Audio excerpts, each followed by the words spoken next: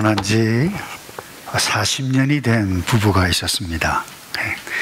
이 부부는 보통 사람보다 권태기가 좀 일찍 왔어요. 그래서 오래전부터 싸움을 하는데 아주 사소한 것을 놓고 그야말로 목숨을 내어놓을 정도로 대판 싸움을 벌이는 그런 부부였습니다. 너무 오랫동안 싸움을 그렇게 했기 때문에 주변의 사람도 야, 저렇게 살 바엔 차라리 그냥 갈라서지, 이 정도가 아니고 친척까지도 그냥 막 이혼하며 사는 것이 서로 편하고 좋겠다라고 할 정도였는데 어느 날 갑자기 사람들이 사랑에 빠졌어요.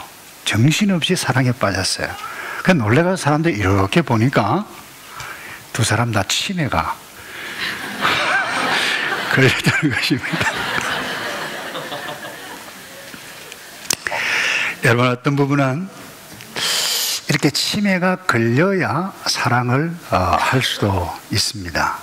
여러분, 치매가 걸리기 전에 우리가 바른 마음으로 바른 사랑으로 하나님께서 우리에게 허락해 주셨던 이 인생 여정 가운데 특별히 예수를 믿으면서 행복하게 살아가는 것, 이 얼마나 중요한지 모릅니다. 여러분, 한번 자문 한번 해보세요. 스스로 질문을. 내가 참으로 행복한가? 예수까지 믿고 있는데 내가 참으로 행복한가? 한번 스스로 한번 질문해 보세요. 언제 행복했던가 한번 생각해 보세요. 여러분, 언제 행복합니까? 나에게 누군가로부터 사랑을 받고 또 내가 사랑을 나누어 가고 나의 삶 가운데 사랑이 있을 때, 그때 살맛이 나요. 얼굴이 피어나요. 행복해요. 여러분, 이 바른 행복의 지혜는 어떤 형태의 사랑이든지 좋은 것이 아니라, 사실 어떤 의미에서 사랑은 다 좋은 것이죠.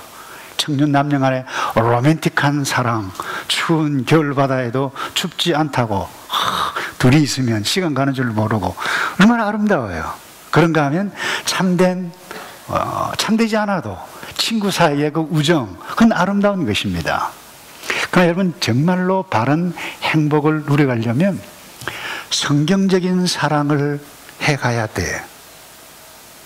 그것이 어떤 사랑입니까? 사랑이신 하나님께서 찾아오셨고 그 사랑이신 하나님이신 그 예수님께서 하신 것입니다. 어떻게 그분이 사랑하셨나요?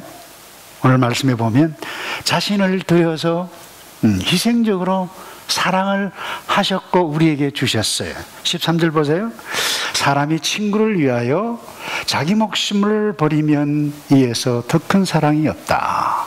이것은 예수님 당신 스스로 하셨던 것을 말씀하신 것입니다. 여러분, 사랑이 있으면 나를 드려요. 사랑이 있으면 사랑하는 사람에게 모든 것을 다 줘요. 물질도 드려요. 여러분, 사랑하는 사람에게 무언가를 드리는데 아까워한다. 저는 지금도 기억해요. 한 장로님, 주일날이 기다려진다. 특별히 헌금하는 시간이 기다려진다. 그래요. 뭔 말씀인가 하니까 참 준비했던 거 하나님께서 내게 주신 것을 아름다운 마음으로, 이분이 하나님의 사랑, 하나님에 대한 사랑이 무엇인지를 아는 사람이었다라고 하는 것을 자연스럽게 제가 깨닫게 되어져요. 여러분, 사랑이 있으면 드려요. 나의 에너지를 드려요. 애정을 드리고 마음을 드리고, 때로는 힘이 들어도 그게 힘든 줄 몰라요. 제가 한국에 잠깐 있는 동안 은퇴하셔서 저에게는 은사 같으신 분이에요. 그러니까 제 부부가 방문을 해서 위로를 냈습니다. 그런데 이분이 은퇴한 지 꽤 됐습니다. 정확하게 말씀드리면 87 되시는 목사님이세요. 그런데 이분이 60이 넘어서 사진 찍는 것을 취미 활동으로 배우기 시작을 했는데, 이분이요, 작가 수준이에요.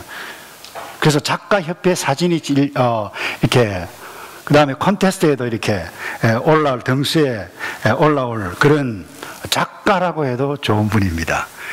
가니까 아니나 다를까 이 어른이 87은 아이폰이 아니고 갤럭시인가요? 스마트폰에 저 찍은 것을 이렇게, 이건 어디서 찍었고 어디서 앵글은 이렇게 잡아야 하고 그래요. 근데 여러분, 이분이 사진을 찍기 위해서 나가면 이 사진 가방이, 카메라 가방이 장난이 아닙니다. 몇 킬로나 됩니까? 한 10kg 정도 된다고 그래요. 제 아내가 옆에서 묻습니다. 목사님 무겁지 않으세요? 그러니까 아니 안 무거워. 하나도 안 무거워. 좋은데 뭐 그래요. 그래서 제가요, 맞다. 좋으면 하나도 안 무겁다. 사랑하면 부담이 안 된다. 한번 따라서 합시다. 사랑하면 안 무겁습니다. 우리 삶 가운데 깨닫게 해주시는 진리예요. 여러분, 사랑하면, 좋아하면 힘든 것도 힘들 줄 몰라요. 그래서 여러분, 무엇이든지 좋아하면 아깝지도 않고 힘들지도 않아요. 여러분, 예수님께서 우리를 위해서 목숨을 내어놓으셨어요. 왜 내어놓으셨어요? 그냥 사랑하셨기 때문에. 다른 이유가 없어요. 희생하실 수 있었던 딱 이유 하나, 딱 한 가지는 여러분, 그냥 사랑하셨기 때문에. 여러분, 이성이 있고 인간의 감정을 가지고 있는 저희들은 그 희생하셨던, 그냥 들으셨던 그 예수님의 사랑을 어떻게 보면 이해할 수 없어요. 그런데 하나님은 이게 사랑이라고 말씀하셨어요. 여러분, 그 어떤 형태든지 희생하는 사랑은 그 누가 보아도 아름답고 감동을 줍니다. 제가 이런 글을 읽었어요. 영국의 사우스 웨일즈라고 하는 곳에 폭풍의 언덕이라고 하는 곳이 있습니다. 거기에 추운 겨울날 오래전 이야기인데, 남편이 없는 한 여인이 아기를 업고 가다가 그냥 눈보라에 길을 잃고 쓰러져서 그냥 죽었어요. 사람들이 발견했는데 그야말로 알몸처럼 발견이 되어졌어요. 그래 보니까 이 어린 아기를 살리려고 옷을 다 벗어가지고 그 아기를 감싼 거예요. 어머니는 죽었어요. 그런데 기적적으로 한 가정에서 이 아이가 길러졌습니다.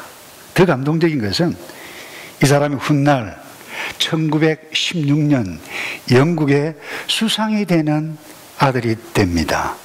데이비드 로이드 조지라고 하는 분인데, 이분이 제1차 세계대전 회상록까지 적었다고 그래요. 감동이 되잖아요. 여러분, 모성애, 어머니의 사랑 희생적이에요. 여러분, 한번 물어볼까요? 이 모성의 사랑이 어디서부터 왔어요? 하나님에게서부터 왔어요. 모든 사랑의 출처는 미리 말씀드리면 궁극적으로 하나님에게서 왔어요.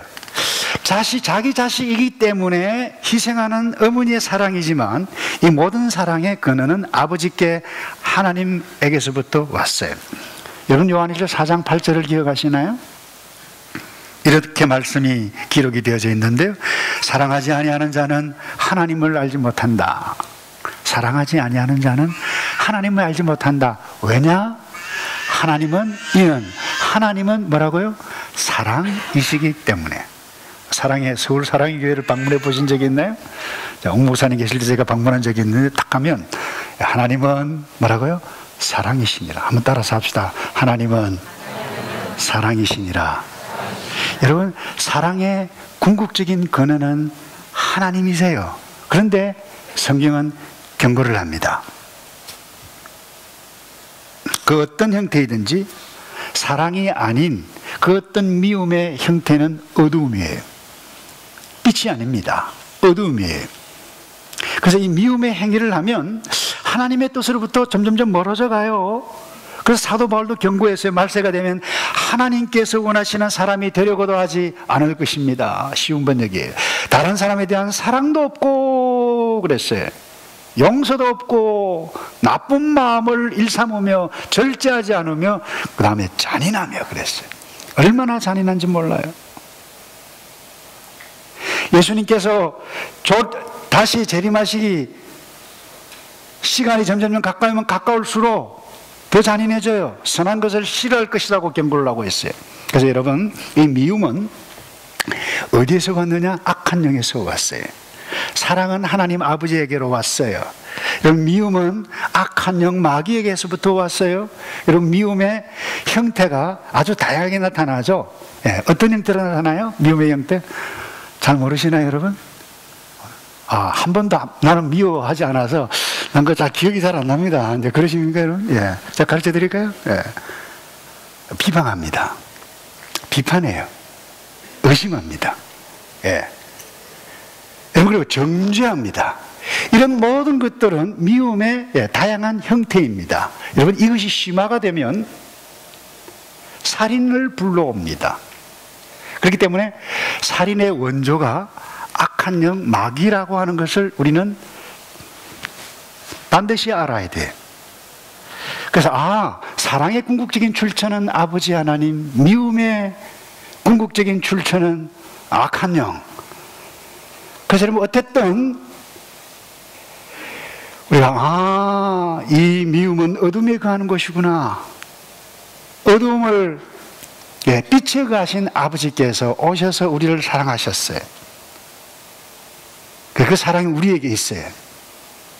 그 어떤 의미에서 이 세상은 여러분 사랑으로 가득 찼어요. 엄마의 사랑, 남편의 사랑, 부모의 사랑, 자녀의 사랑, 청춘 남녀의 사랑, 동물들의 사랑, 새끼리의 사랑. 한번 보세요, 여러분.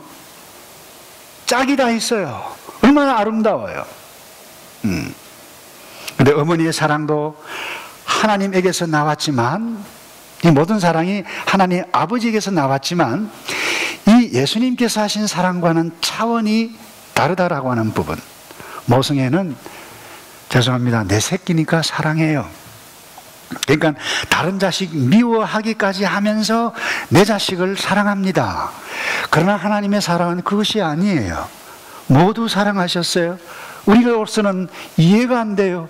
우리가 아직 죄인 되었을 때에 목숨을 들여서 우리를 자기의 사랑을 확증하셨느니라 말씀해 주셨어요. 이 십자가의 사랑은 이 세상의 그 어떤 사랑과도 비교할 수 없을 만큼 최고의 사랑이에요. 그래서 예수님께서 당신께서 하신 일을 그렇게 표현하셨어요. 사람이 친구를 위하여 자기 목숨을 버리면 이에서 더 큰 사랑이 없다라고 말씀하셨습니다. 여러분, 이 최고의 사랑, 이 엄청난 사랑이 저와 여러분에게 와 있다라고 하는 것을 여러분 한 번쯤 생각해 보셨나요? 이거 생각하셔야 돼요. 이 생각하지 아니하면 우리가 마귀의 유혹에 빠져요. 여러분, 이 사랑이 우리 안에 있고 우리 위에 있고 우리 주위에 있고 여기에 가득 차 있다라고 하는 것을 느끼시기를 축복합니다. 그렇기 때문에 하나님의 모든 자녀는 이 하나님의 사랑을 할 수 있는 능력을 아버지 하나님께서 우리에게 주셨어요. 근데 왜 우리가 하지 못하느냐? 단 악한 영의 유혹이 많은 이 세상 가치관에 빠지면 할 수 없어요. 이 악한 세상 가치관에 빠지지 않는 한 모든 그리스도인, 모든 성도는 반드시 할 수 있는 능력이 있어요. 그래서 여러분, 이 사랑은 이 놀라운 예수님의 사랑과 은혜로 우리에게 왔지만 이 사랑은 저절로 되어지는 것은 아니라고 하는 부분. 여기에 우리가 의지가 필요하고 훈련이 필요하고 절제가 필요하고 함께 공동체가 필요하고 때론 미움의 현장이 있을지라도 아니야, 우리가 누군가, 그래서 공동체가 필요한 부분입니다. 그런데 말세가 되면 이 사랑이 많이 허물어져 가요. 그래서 희생적인 사랑을 싫어하고 거부하는 경향이 더 높아집니다. 저도 기억이 생생해요. 적어도 40대 후반이 넘으신 분들은 그분들의 어머니를 한번 생각해 보세요. 그 어머니 얼마나 희생적인 어머니들입니까? 남편에게 무시당합니다. 시댁가족에도 신우들에게도 구박을 막 받으면서 그렇게 하셨으면서도 남편을 그리고 자녀들을, 가정들을 지킵니다. 근데 요즘 젊은 세대들요, 어떻습니까? 조금 무시당하면, 내가 무시당하면 이렇게 결혼 생활을 해야 할 이유가 어디에서? 그냥 헤어져요.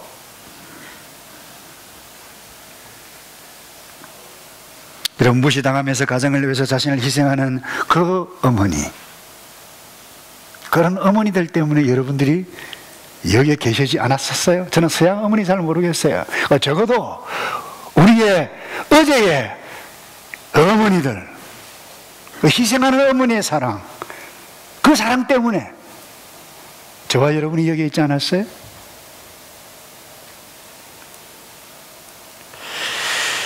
예수님께서 제자들에게 이 사랑을 설명하셨고, 너희들이 서로 사랑하라고 한 것은 이 사랑이 너에게 있고 이 사랑의 능력이 이미 임했고 이것을 행하는 것이 나의 내 계명이고 새 계명이라고 말씀을 하셨어요. 이것은 감정에 끌려 내 마음에 들어서 하는 사랑, 이 차원이 달라요.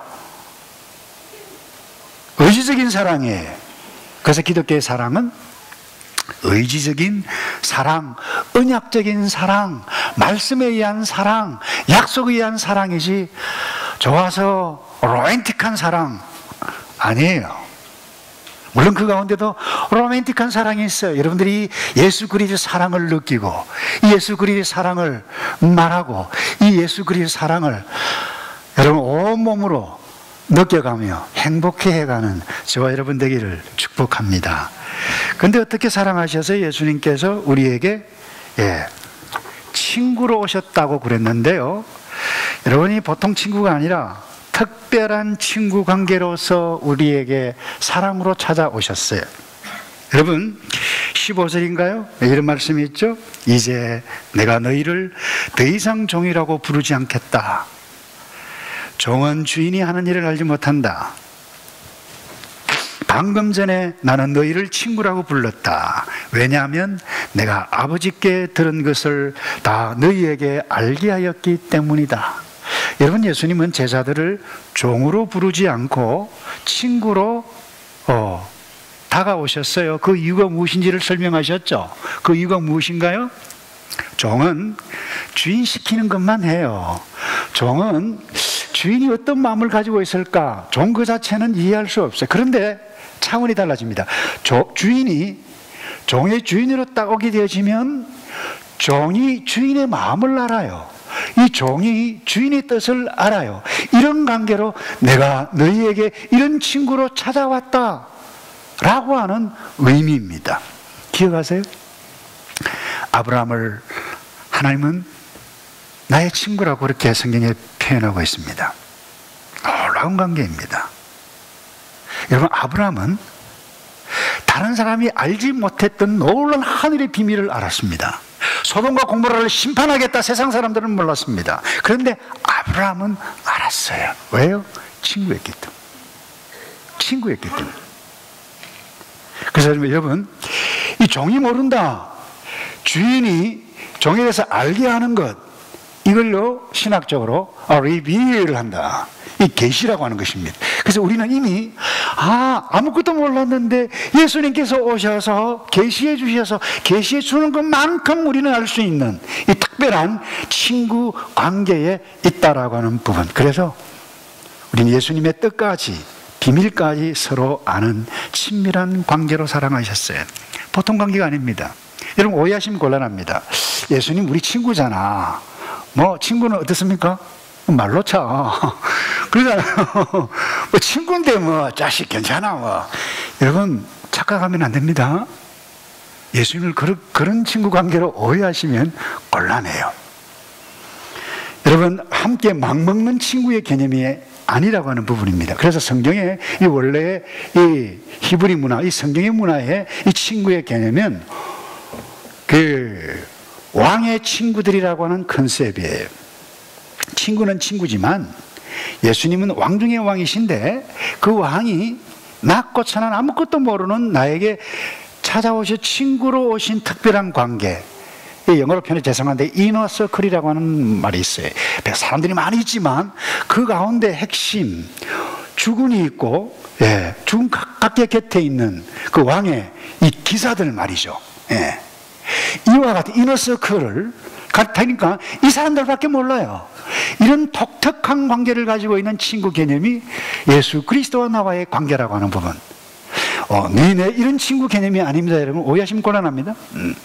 여러분, 그 사무엘서에 보면 다윗이 여러 친구들이 있습니다. 어떤 의미에서 부하이죠. 여러분, 다윗은 왕입니다. 왕이 되지 않았지만 왕이에요. 근데 이 블레셋이 베들레헴을 점령하고 있을 때 목이 너무 말라가지고 이 다윗이 누가 나의 이 목마른 목을 죽여주어서 물을 길러줄 자가 누가 있을까라고 말을 딱 했는데 누가 알아들었어요? 바로 그 곁에 있는 친구들, 부하들, 이 세 부하가 우리 주군이 목마르다 그러는데 어디로 달려갑니까? 베들레헴까지, 적진까지 목숨 내어놓고 들어갑니다. 왜 알았습니까? 가깝게 있었기 때문에. 왕의 친구들이에요. 이런 개념입니다. 헌신적인 관계. 그리고 물이 왔을 때 사랑하는 나의 친구들, 나의 부하들, 이런 귀한 친구들이 목숨 걸고 가져왔는데 내 어찌 이 물을 먹겠느냐. 얼마나 아름다워요. 여러분 삼국지를 아십니까? 남자들 다 아시죠? 잘 모르시는 것처럼 그런 삼국지 말입니다. 예, 재밌습니다. 예. 그럼 이 삼국지에 보면 그 청나라라고 하는 나라가 있죠.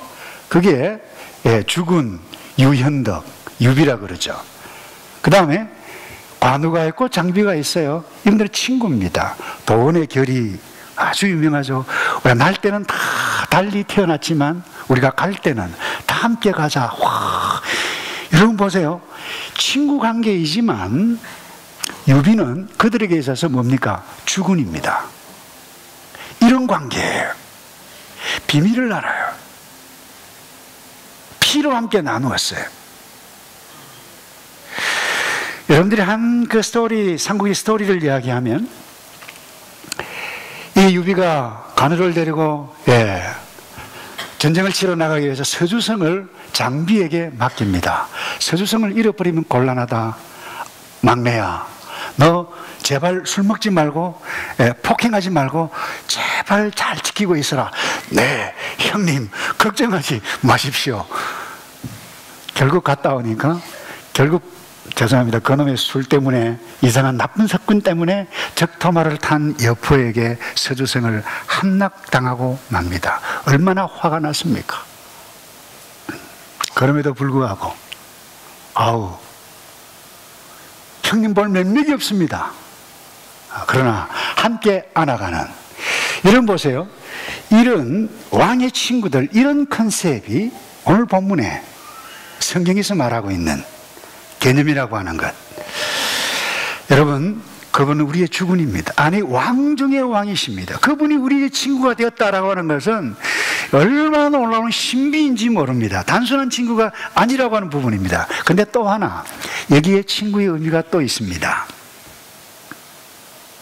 법정에 함께 서 있는 친구라고 하는 의미입니다. 여기 우리 한국말 영어로는 friend, 여기 뭐 되어 있지만요, 여러분 이 히브리 원어의 의미를 쭉 추적하다 보면 그 문화적인 원래의 뜻 배경이 쭉 나오는데, 법정에 함께 서 있는 친구의 컨셉입니다. 이 친구는 가장 어려울 때 함께 있어 격려하고 그 친구의 편이 되고 친구를 변호해주고, 이 친구는 내 친구입니다, 이 친구는 나의 편입니다, 그 편이 되어주는. 여러분, 세상 친구는 배신도 하죠. 도망가기도 합니다. 함께 신앙생활을 했던 신앙의 동지도 떠날 수가 있습니다.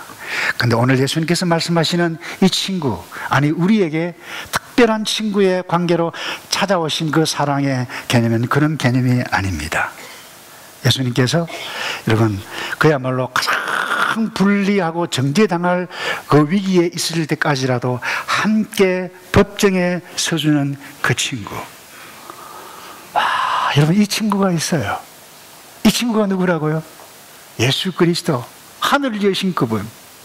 그분이 나의 힘이 되시고, 그분이 나의 피할 바위가 되시고, 그분이 나의 구원자가 되시는 그 친구가 저와 여러분에게 있다라고 하는 이 사실, 여러분 그분과 속삭이고 그분과 대화하고 힘들고 어려운 일들, 사람에게는 배신을 당할지라도 여러분 그분과 함께 살면 어둠의 권세, 악한 영으로부터 자유함을 늘 이겨내는 위대한 사랑의 사람으로 될 줄로 믿습니다. 마지막으로 예수님께서 우리를 어떻게 사랑하셨어요? 먼저 사랑하셨어요. 먼저 사랑하셨어요. 여러분 16절에 이렇게 말씀하세요. 너희가 나를 택한 것이 아니다. 내가 너희를 택하여 세웠다. 그것은 너희가 가서 열매를 맺고.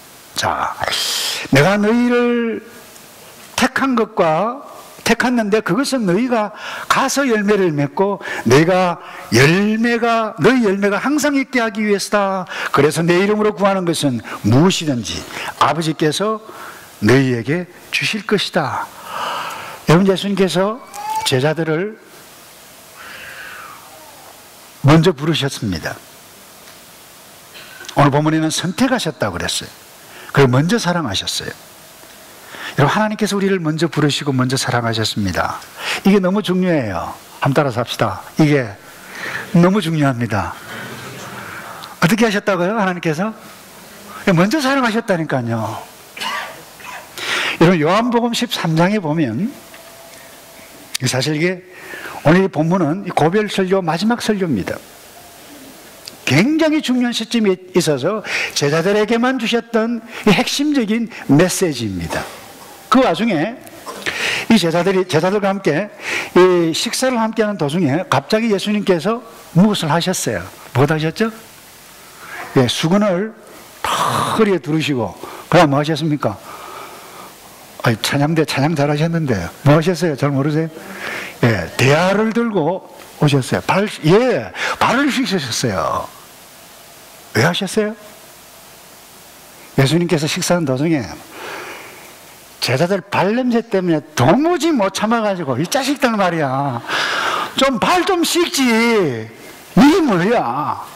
그러면서 벌떡 일어나서 씻기셨습니까? 예, 그거 아닙니다, 여러분. 세상의 선생들은 섬김 받고 세상의 지주들은 섬김을 받지만 너와 나 우리가 이루어가야 할 세계는 이것이다. 서로 먼저 섬기는 것이다. 먼저 섬김의 본을 보여주시기 위한 것 아닐까요, 여러분? 여러분, 질문을 또 하나 해볼까요? 하나님께서 우리를 부르시고 사용하십니까? 준비시키십니까? 아니면 준비된 자를 부르시고 일하게 하십니까? 예. 마음속으로 대답해도 좋습니다. 제가 일부 예배 때는 여유가 있어서 대답해보라고 시간을 끌었어요. 그러니까 어떤 분은 부르시고 준비시키는데 어떤 분은 준비된 자를 일꾼으로 부르십니다. 어떤 사람 대답을 안 하고 가만히 있더라고요. 뭡니까? 하니까 둘 답니다. 그래요. 근데 여러분, 적어도 우리가 구속사적인 입장에서 성경을 보면 하나님 우리를 먼저 부르시고 우리를 사랑하시고 우리를 준비시켜 가시고 하나님의 백성으로 세워게 가시는 이 놀라운 하나님의 뜻. 그래서 하나님이 나를 부르셨다, 이게 은혜요. 나 같은 사람을 주께서 나를 선택하셨다, 이게 복음이고 이게 사랑이에요. 여러분, 한번 생각해 보세요. 하나님께서 부르시지 아니하면 아브라함일 수가 없었습니다. 아브라함, 와, 불러서 갔다, 믿음의 조상, 위대하다. 여러분, 객관적으로 놓고 생각해 보면 그렇지를 않습니다. 물론 덜렁 쫓아간 것 위대해요. 그러나 한번 솔직히 한번 생각해 보세요. 아브라함 갔는데 조금 힘드니까 도망 나왔어요. 약속의 땅에서 애굽으로 가서 아내를 뭐라고 그랬어요? 누이라고 거짓말. 그것도 한 번 아니고 비겁하게 몇 번씩이나요? 2번. 근데 하나님께서 분명히 또 약속하셨어요. 너 아내를 통해서 약속의 자녀를 주겠다고 했는데 때가 돼 오신 말이죠. 그 믿음의 조상이 뭐 그래요. 근데 다른 여자의 몸에서 누구를 낳습니까? 이스마엘을 낳아가지고 지금도 복잡하잖아요. 중동 문제가. 그분이 실수 안 하셨으면 이렇게도 해석해 볼 수 있는 것입니다. 그런데 여러분, 거짓말했을 때, 아내를 잃을 뻔한 위기에 있을 때 주의 천사 임하여 보호하십니다. 방패가 되어주세요. 그리고는 하나님께서 이렇게 나를 빚어가시구나 라고 하는 것을 깨닫기 시작합니다. 그리고 드디어 창세기 18장에 탁 뜨면 여러분, 이삭을 얻었는데 하나님께서 그야말로 날벼락 같은 말씀을 하십니다. 너가 사랑하는 독자 아들 이삭을 번제로 바쳐라. 근데요, 그냥 바쳐요. 얼마나 위대한 믿음. 그러니까 점점 세월이 가다 보니까 하나님께서 이 아브라함을 믿음의 사람으로 만들어 가시는 것입니다. 얼마나 대단합니까? 그래서 여러분, 그 이삭을 바칠 때 아내에게 물어봤나요? 안 물어봤나요? 대단히 중요합니다, 여러분. 아주 정말로 중요한 것은 때로는 안 물어봐도 되는 것도 그 물어보면 큰일 납니다. 뻔하죠, 뭐. 아니, 어떻게 해서 얻은 아들인데, 그런 하나님 나 안 믿어! 뭐 이렇게 막말할 수 있다니까요.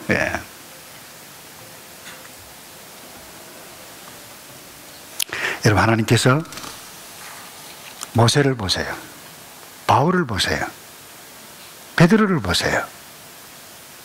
그들이 준비되어졌기 때문에 사용하셨나요? 아니요. 좀 더 직설적으로, 여러분 준비됐기 때문에 하나님의 백성이 됐습니까? 직분자가 되고 준비됐기 때문에 목사가 됐습니까? 아니요. 저는 이것이 하나님의 사랑이에요. 먼저 부르시고 준비시키십니다. 여러분, 예수 믿어 하나님의 자녀가 된 우리가 이제 우리가 그분을 닮아가야 할 부분이 바로 이 부분입니다. 오늘 우리가 해야 할 부분이 바로 이 부분이에요. 하나님께 우리를 먼저 사랑하셨어요. 그것처럼 우리도 이제 우리 자녀를 먼저 사랑하면 자녀가 속썩이는 자녀일지라도 때가 되면 준비될 줄로 믿습니다. 마음에 안 드는 그 집사, 그 상대, 문제투성이 마음에 안 드는 그 사람, 내가 먼저 사랑하고 기다리면 때가 되면 일꾼이 될 줄로 믿습니다. 여러분, 이 원리가 기독교의 핵심적인 사상입니다. 다른 교리 몰라도 돼요. 근데 교회 안에 싸움을 하고 있어요. 교회가 싸워요. 하나님의 백성들이 싸워요. 와, 이 복음을 모르는 사람들이요, 아주 사소한 일 때문에 밥 먹자 먹지 마 이것 때문에 싸움하지 않아요? 우리 교회도 과거에 좀 그랬습니다.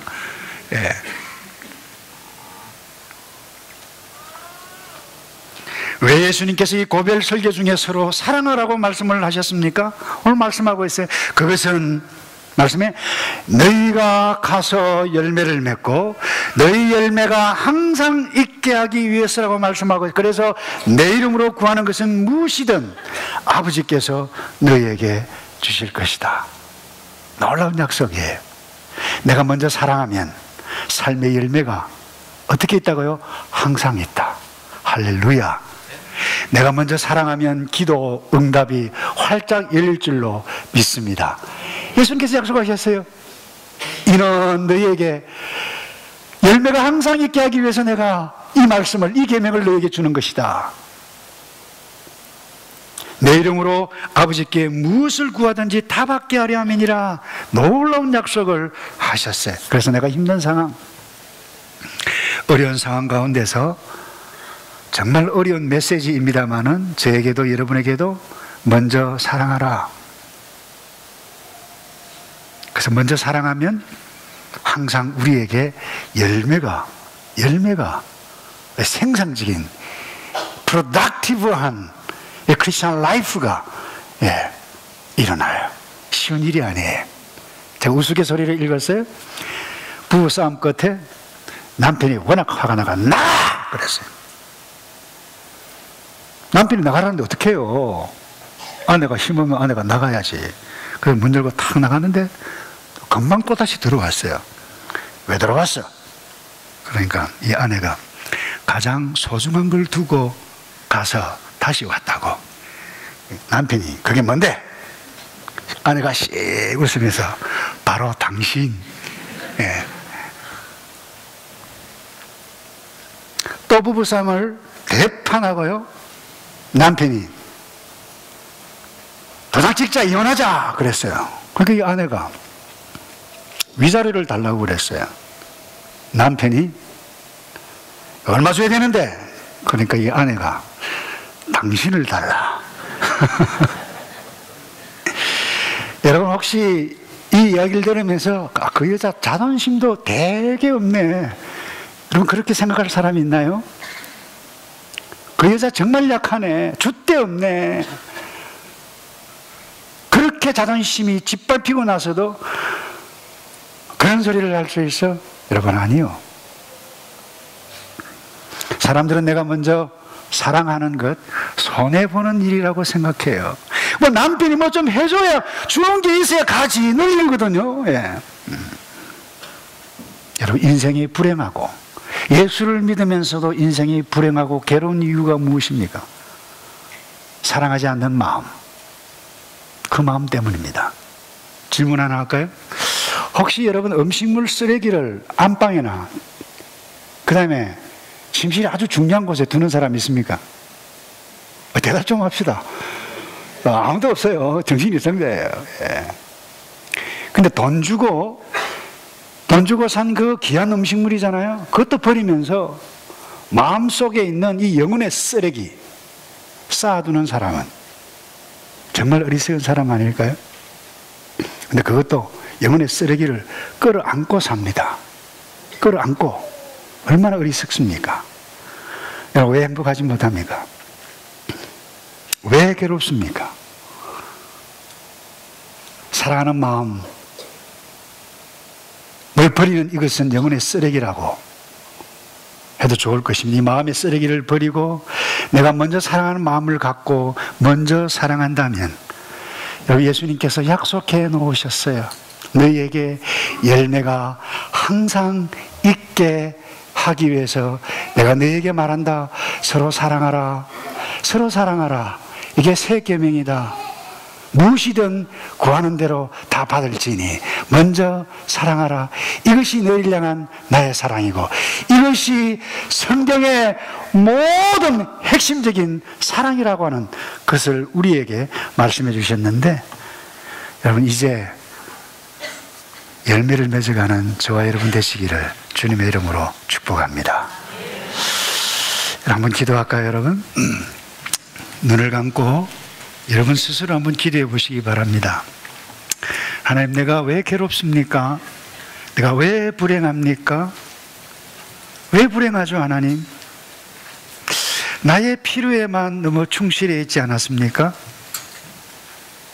예수님께서 보여주신 이 사랑의 길, 내가 걸어가야 하는 길이라면 예수님, 제가 순종하겠습니다. 그렇게 조용히 여러분 마음으로 결단하는 기도 잠깐 했으면 좋겠어요.